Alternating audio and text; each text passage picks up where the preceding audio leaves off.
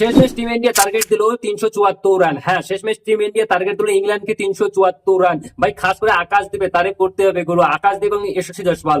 আকাশদ্বীপ এবং যশস্বী জয়সওয়াল তারিফ করতে হবে, এতগুলো তারিফ করতে করতে যত তারিফ করবেন ততটাই কম। সত্যি গুরু এই দুজন, ও সত্যি। সাথে আমাদের বোলিং ও তারিফ করতে হবে। তো চলো আমরা চলে যাই। তো প্রথমে ব্যাট করে ইন্ডিয়া বনাম ইংল্যান্ড, ইন্ডিয়া স্কোর করেছে 224 রান। সেখানেও কিন্তু ইংল্যান্ড বেশি রান করতে পারে, 247 রান ইংল্যান্ড অল আউট হয়েছে। এটা ছিল প্রথমের। এবং এবং আজকে আজকে টিম ইন্ডিয়া ব্যাট করে 396 রান করে। এখন ইংল্যান্ড ব্যাট করতেছে, ম্যাচ চলতেছে। তো টিম ইন্ডিয়া টার্গেট দিয়েছে 374 রান। আচ্ছা, তোমাদের কি মনে হয় টিম ইন্ডিয়া কি পারবে জিততে?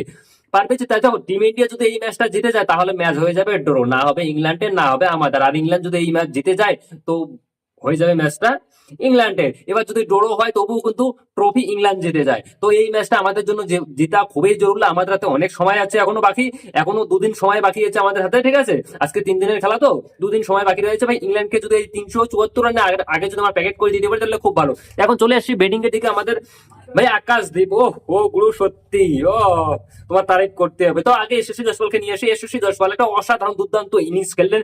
সে 118 রানে ভাইয়া কে রাহুল 7 রান করে আউট হয়ে গেছে। সাই সুদর্শন, জানি না ওই যে একটা ম্যাচে শুধুমাত্র 62 রান করেছে, তারপর থেকে সাই সুদর্শনের কি হয়েছে।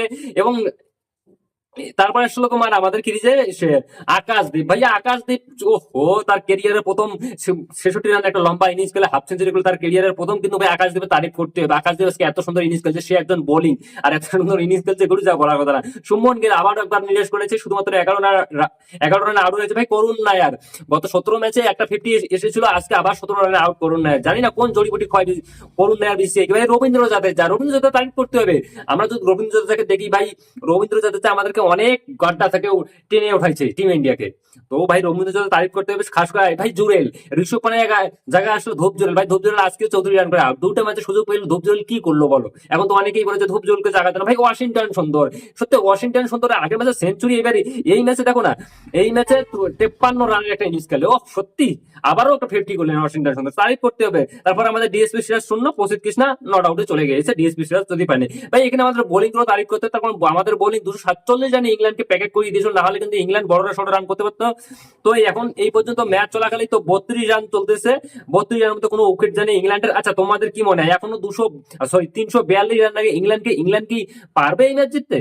আর যদি ভাই জেতে তাহলে তো ট্রফি ওনাদের। যদি ভাই ইংল্যান্ড হারে তাহলে ম্যাচ হয়ে যাবে ড্র, আর যদি ম্যাচ ড্র হয়ে যায় তো তাও ট্রফি কিন্তু ইংল্যান্ডের। তো দেখা যাক শেষ ম্যাচ কি হয়।